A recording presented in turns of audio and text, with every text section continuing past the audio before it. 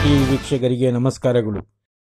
ಈಗ ಖಾಸಗಿ ಶಿಕ್ಷಣ ಸಂಸ್ಥೆಗಳಿರುವಂಥ ಶಿಕ್ಷಕರಿಗೆ ಅವರ ಅಸೋಸಿಯೇಷನ್ನು ಅಧ್ಯಕ್ಷರುಗಳು ಯಾರ್ಯಾರು ಅಸೋಸಿಯೇಷನ್ ಮಾಡ್ಕೊಂಡಿದ್ದಾರೆ ಅವರು ಬರಬೇಕಾಗಿರುತ್ತೆ ಅಲ್ವಾ?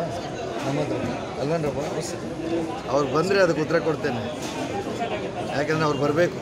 ಅಲ್ಲ, ಅಧಿವೇಶನದಲ್ಲಿ ನಾನು ಮಾತಾಡೋದು ನನ್ನ ಡ್ಯೂಟಿ. ಅದು ನಾನೊಂದಷ್ಟು ಪ್ರಶ್ನೆಗಳನ್ನು ರೈಸ್ ಮಾಡಿದ್ದೇನೆ. ನನಗೊಂದು 5 ಚುಕ್ಕೆ ಗುರುತಿನ ಪ್ರಶ್ನೆ ಮಾಡಲಿಕ್ಕೆ ಅವಕಾಶ ಇರುತ್ತೆ ಪ್ರತಿಯೊಬ್ಬರಿಗೂ. 5 ರೈಸ್ ಮಾಡಿದ್ದೇನೆ. ಅದನ್ನು ಇಲ್ಲಿ ಹೇಳಲ್ಲ, ಅಲ್ಲಿ ಬರುತ್ತೆ, ನಿಮ್ಗೆ ಗೊತ್ತಾಗುತ್ತೆ. ಅನುದಾನಿತ ಶಾಲೆಗಳಲ್ಲಿ ಇರ್ತಕ್ಕಂಥ ಹುದ್ದೆಗಳನ್ನು ತುಂಬುವಂಥ ಕೆಲಸ ಏನು ನಾವು ಮಾತು ಕೊಟ್ಟಿದ್ವಿ ಅದ್ರ ಪ್ರಕಾರ ಗೈಡ್ಲೈನು ಆಗಿದೆ, ಗೈಡ್ಲೈನ್ ಇಶ್ಯೂನೂ ಆಗಿದೆ. ಆನ್ಲೈನಲ್ಲಿ ಅಪ್ಲಿಕೇಶನ್ಸ್ ತೊಗೊಳ್ತಾ ಇದ್ದಾರೆ, ಹುದ್ದೆಗಳನ್ನು ತುಂಬ್ತೇವೆ. ಜೊತೆಯಲ್ಲೇನೇ ಈಗ ನವೀಕರಣಕ್ಕಿದ್ದಂಥ ತೊಂದರೆ ಏನಿತ್ತು, ವರ್ಷನೂ ಕೋರ್ಟ್ ಡೈರೆಕ್ಷನ್ ಇದ್ದರೂ ಸಹ ವರ್ಷ ನವೀಕರಣಕ್ಕೆ ಬರಬೇಕು ಅಂಥೇಳಿ ಒಂದಷ್ಟು ತೊಂದರೆಗಳಾಗ್ತಾಯಿದೆ. ಶಿಕ್ಷಣ ಸಂಸ್ಥೆ ಮಾಲೀಕರು ಅಥವಾ ಮುಖ್ಯ ಶಿಕ್ಷಕರು ಯಾರು ಅದನ್ನು ನಡೆಸ್ತಿದ್ದಾರೋ ಅವರಿಗೆ. ಅದಕ್ಕೆ ಈಗ ಒಂದು ರೂಪುರೇಷನ ಮಾಡಿ ಎಲ್ಲ ಏನು ದಾಖಲಾತಿ ಕೊಟ್ಟವ್ರಿಗೆ 10 ವರ್ಷ ಮತ್ತು ಶಾಶ್ವತ ಅಂತೇಳಿ ಮಾಡಿದ್ದೇವೆ. ನಮ್ಮ ಸರ್ಕಾರ ಬಂದ ಮೇಲೆ ಒಂದಷ್ಟು ದಾಖಲಾತಿಗಳು ಕೊಡ್ತಾ ಇದ್ದರೆ 1 ವರ್ಷಕ್ಕೆ ಮಾಡಿಕೊಡ್ತೇವೆ. ದಾಖಲಾತಿಗಳನ್ನ ಸರಿದೂಗಿಸಿದ ಮೇಲೆ 10 ವರ್ಷಕ್ಕೆ ಫಸ್ಟ್ ಕೊಡ್ತೇವೆ, ಆಮೇಲೆ ಶಾಶ್ವತ ಅಂತೇಳಿ ಮಾಡ್ತೇವೆ. ಅದೊಂದು ಸಮಸ್ಯೆ ಇತ್ಯರ್ಥ ಆಗ್ತಾಯಿದೆ. ಅದರ ಜೊತೆಯಲ್ಲೇನೇ ನಾವು ಏನು ಅನ್ನೋದಂಥ ಶಾಲೆಗಳೇನು ಗೈಡ್ಲೈನ್ಸ್ ಇದೆಯಲ್ಲ, ಗೈಡ್ಲೈನ್ಸಲ್ಲಿ ಮಾರ್ಪಾಡು ಮಾಡಲಿಕ್ಕೆ ಒಂದು ಪ್ರಾಮಾಣಿಕ ಪ್ರಯತ್ನ ಮಾಡ್ತಿದ್ದೇವೆ. ಫಿಸಿಕಲ್ ಸ್ಟ್ರೆಂತ್ ವಿಚಾರವಾಗಿ ನಾನು ಮೋಸ್ಟ್ಲಿ ಸೆಷನಲ್ಲಿ ಮಾತಾಡ್ತೇನೆ. ಫಿಸಿಕಲ್ ಸ್ಟ್ರೆಂತ್ ರೆಡ್ಯೂಸ್ ಮಾಡಬೇಕು ಅಂತ ಹೇಳ್ಬಿಟ್ಟು ಇದು ಮೇಜರ್ ಆಗಿರೋಂಥ ಇಶ್ಯೂಸು. ಇನ್ನು OPS ಓಲ್ಡ್ ಪೆನ್ಷನ್ ಸ್ಕೀಮು ಈಗೇನು ಸಮಿತಿ ಫಾರ್ಮ್ ಆಗಿದೆ, ಸಮಿತಿಗೆ ನೇಮಕ ಆಗಿದೆ. ವರದಿ ಕೊಟ್ಟ ಮೇಲೆ ಮುಂದಿನ ಆರ್ಥಿಕ ವರ್ಷದಲ್ಲಿ, ಶೈಕ್ಷಣಿಕ ವರ್ಷದಲ್ಲಿ ಅದ್ರ ಬಗ್ಗೆ ಕ್ರಮ ಕೈಗೊಳ್ತೇವೆ. 7ನೇ ವೇತನ ಆಯೋಗವನ್ನು ಕೊಟ್ಟಿದ್ದೇವೆ. ಏನು ಹಿಂದೆ 11,350 ಜನಕ್ಕೆ 2006 ಮಾರ್ಚ್ 31 ಮೊದಲು ರಿಕ್ರೂಟ್ ಆಗಿ ಏಪ್ರಿಲ್ ನಂತರ ರಿಪೋರ್ಟ್ ಮಾಡಿಕೊಂಡವ್ರು ಈಗ ಆಲ್ರೆಡಿ ಪಿಂಚಣಿ ಅಳವಡಿಸಿದ್ದೇವೆ. ಸರ್ಕಾರದ ಮಟ್ಟದಲ್ಲಿ ಇತ್ಯರ್ಥ ಮಾಡ್ತಾ ಇದ್ದೇವೆ. ಖಂಡಿತ ಸಣ್ಣ ಪುಟ್ಟದಿದ್ದರೆ ಮಾಡ್ತೇವೆ. ಅದರ ಜೊತೆಯಲ್ಲಿ ಈಗ ಒಂದಷ್ಟು ರಿಕ್ರೂಟ್ಮೆಂಟ್ಸು ಖಾಲಿದ್ದ ಹುದ್ದೆಗಳನ್ನು ನಮ್ಮ ಸರ್ಕಾರ ಬಂದ ಮೇಲೆ ಮಾಡಿದಷ್ಟು ಯಾವ ಸರ್ಕಾರನೂ ಮಾಡಿಲ್ಲ. ಮತ್ತು ಗೆಸ್ಟ್ ಫ್ಯಾಕಲ್ಟೀಸ್, ಗೆಸ್ಟ್ ಟೀಚರ್ಸ್ನ ತಗೊಳ್ಳೋ ವಿಚಾರವಾಗಿ ಶೈಕ್ಷಣಿಕ ವರ್ಷ ಪ್ರಾರಂಭಕ್ಕೆ ಮೊದಲೇ ತೊಗೊಂಡಿದ್ದೇವೆ. ಮೊದಲು ಅದು ಆಗ್ತಾ ಇರಲಿಲ್ಲ. ಶೈಕ್ಷಣಿಕ ವರ್ಷ ಪ್ರಾರಂಭವಾಗಿದ್ದು 3 ತಿಂಗಳು 4 ನವಂಬರ್ ಡಿಸೆಂಬರಲ್ಲಿ ಮಾಡ್ತಿದ್ರು. ಅಷ್ಟರಲ್ಲಿ ಅವ್ರಿಗೆ ಎಷ್ಟೋ ಒಂದು ವಿಷಯಗಳನ್ನು ಪೂರ್ಣ ಮಾಡಲಿಕ್ಕೆ ಆಗ್ತಾ ಇರಲಿಲ್ಲ. ಒಂದು ಸಬ್ಜೆಕ್ಟ್ನ ಕಂಪ್ಲೀಟ್ ಮಾಡಲಿಕ್ಕೆ ಆಗ್ತಾಯಿಲ್ಲ ಸಿಲೆಬಸ್ಸು. ಈಗ ಅದನ್ನು ತೊಗೊಂಡಿದ್ದೇವೆ, ಅದು ಮಾಡ್ತಿದ್ದೇವೆ. ಈ ಥರ ಹಂತವಾಗಿ ನಾವು ಎಲ್ಲ ಕೆಲಸನೂ ಮಾಡ್ತಿದ್ದೇವೆ. ಈ ಸೆಷನಲ್ಲಿ ಒಂದಷ್ಟು ವಿಚಾರಗಳು ರೈಸ್ ಆಗ್ತವೆ. ಅತಿಥಿ ಉಪನ್ಯಾಸಕರದು ಅದು ಧರಣಿ ನಟ್ಟೆ ಎಲ್ಲ ಕಡೆ ಅತಿಥಿ ಉಪನ್ಯಾಸಕರು ಕಾಯಂಗೊಳಿಸ್ಲಿಕ್ಕೆ ಅವಕಾಶ ಇಲ್ಲ. ಒನ್ಲಿ ಅವ್ರದ್ದೇನಿದೆಯೋ ಸ್ಯಾಲರೀಸ್ನ ಹೈಕ್ ಮಾಡಲಿಕ್ಕೆ ಮಾತ್ರ ಅವಕಾಶ ಇದೆ.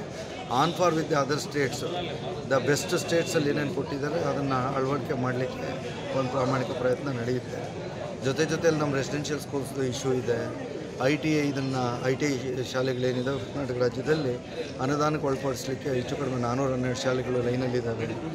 ಅವ್ರಿಗೆ ಕಾಯಂಗೊಳಿಸ್ಬೇಕಾಗಿ ಬರುತ್ತೆ. ಆಮೇಲೆ ಡಿಪ್ಲೊಮಾ ಕಾಲೇಜುಗಳಿದ್ದಂಥ ಎಲ್ಲ ವೇಕೆನ್ಸಿನ ತುಂಬಿದ್ದೇವೆ. ಪ್ರಿನ್ಸಿಪಾಲ್ಸ್ ಇರಲಿಲ್ಲ, ಅದನ್ನು ತುಂಬಿದ್ದೇವೆ. PU ಕಾಲೇಜಲ್ಲಿ ಪ್ರಿನ್ಸಿಪಾಲ್ಸ್ ಇರಲಿಲ್ಲ, ಅದನ್ನು ತುಂಬಿದ್ದೇವೆ.